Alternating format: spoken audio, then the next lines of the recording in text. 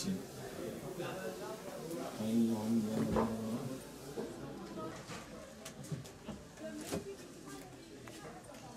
Müjde hareketini düşünmeyi.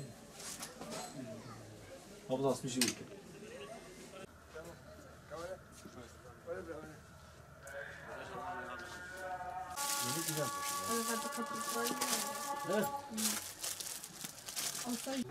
بسك أزو خالتي إذا أما سكين أنا غايز إذا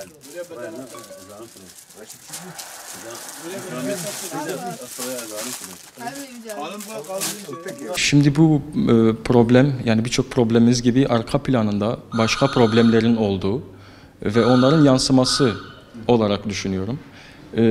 Öğrencilerimiz daha çok giydikleri tişörtlerin üzerindeki yazıya bakmadan aslında yani popülerizmin ve kapitalizmin aslında dayatmalarının bir nevi yansıması olarak görüyorum açıkçası. Ve öğrencilerimiz, çocuklarımız, gençlerimiz, hatta büyüklerimiz dahi buna isteyerek ya da gayri ihtiyari de olsa maalesef bu tişörtlerin üstünde yazan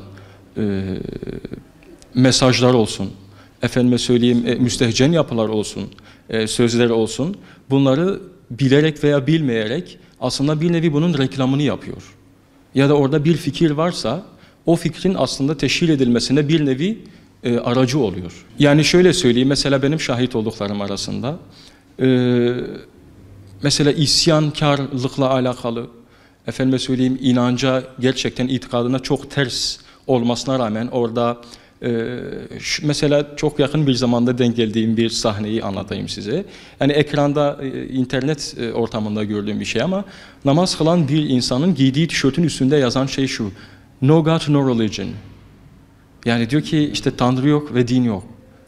Yani evet, namazda giydiği tişörtün yani aslında çok vahşet şeyleri ifade ettiğini bilinçsiz bir şekilde yapıyor bunu. Ancak gençlerimize baktığımızda gençlerimiz daha çok bunun popülerizmden, yani şu anda yeter ki İngilizce olsun. Yani ne yazıyorsa yazsın umurunda değil. İngilizce olduğu zaman işte daha belki böyle çekici bir hal alıyordur. Ancak bunu bilgilendirmenin kesinlikle yapılması lazım. Öncelikli olarak ailelerdir her zaman olduğu gibi. Ancak maalesef günümüzde aileler çok daha büyük mevzulara dahi eğilmezken böyle küçük bir mevzuyu diğerlerine nazaran göz ardı edebiliyorlar. Yani burada bence görev özellikle öğretmen arkadaşlarımıza, hem dile hakim olan ve olmayanlar da en azından bunu bir sistem olarak reddetmeleri ve öğrencilerimizi bilgilendirmeleri ve farkındalık yaratmaları gerekiyor. Öğretmenlerimize iş düşmesinin sebebi eskiye nazaran anne ve babalarımız, ebeveynlerimiz çocuklarıyla daha fazla ilgilenebiliyordu. Ancak şu anda yüzdelik olarak batıdan daha aşağıda olmasına rağmen çalışan anne baba sayısı fazla olduğundan çocuğun ahlaki, kültürel ve bilinç olarak gelişiminde gerçekten çok az bir etki yapmaktadırlar. Haliyle aslında günümüzdeki öğretmenler bir nevi anne ve babanın rolünü de üstlenmiş bulunuyorlar. Onun için öğretmenlerimiz kendi çocukları gibi çocuklara hem ahlak eğitiminde ve bu tür her şeyde. Çünkü küfrün rengi birdir. Yani bunun bütün yansımalarını reddedecek ve onları bir nevi uyandıracak uyarılarda, telkinlerde bulunması gerekiyor. Şiddetle öğretmenlerimizden ricamdır. Tişörtlerin üstündeki yazı ve sembollere baktığımızda aslında bir fikrin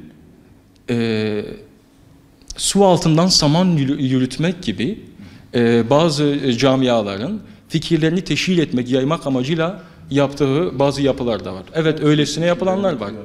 Ya mesela inançsızlığı, isyankarlığı, ateizmi, deizmi ya da yani sonuçta saldırı aslında bir noktayadır. Sadece farklı alanlardan saldırıyorlar. Bunu tişörtlerde aslında bir insan bir tişörtü giydiğinde gezdiği her yerde aslında bir nevi dolaylı olarak onun reklamını yapıyor ve haliyle ondan sorumludur. Yani eğer bilerek yapıyorsa 2 kez sorumludur zaten. Ancak yani en azından aldığı tişörtün üstündeki temsil ettiği fikri önceden en azından bakması ya da sırf İngilizce diye almaması gerekiyor. Özellikle Batı'nın dayatması ve popülerizmin buraya bizim çocuklarımızın beynine ve vücuduna kanser gibi yerleşmiş ve bütün organlarımızı, diğer organlarımızı, kalbimizi, ruhumuzu mahvettiği gibi şu anda gençlerimizi bu tür şeylerle de yavaş yavaş maalesef toplumun içinde yayılıyor. Buna bir dur dememiz gerekiyor kesinlikle. Kesinlikle bizim düşüncemizle, inancımızla, yapımızla, kültürümüzle, ahlakımızla ve bizim değerlerimizle hiçbir şekilde birleştiremezsiniz onu. Ve bağdaşmıyor hiçbir şekilde. Tamamen yapmacık, tamamen natürel olmayan ve sonradan yani bid'a gibi dış kaynaklı, büyük çoğunluğu bilinçli ve bazıları da bilinçsiz bir şekilde toplumumuza empoze edilmiş bir dayatma, istibdad olarak görebilirim. Söyleyebiliriz yani kesinlikle.